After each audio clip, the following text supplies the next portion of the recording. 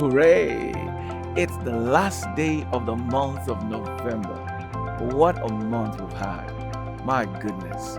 Praise God, praise God, praise God. Today's Rhapsody Realities reminds us of our spiritual warfare. As a Christian, whether you know it or not, you are at war. We are at war. And we are actually in the climax.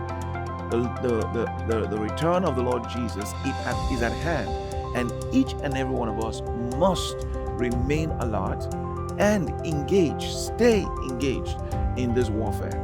Today's Rhapsody Realities explains this and how much you have to do in these end times. I want you to take your sponsorship of Rhapsody Realities as part of that warfare. Today will be a good day to sponsor.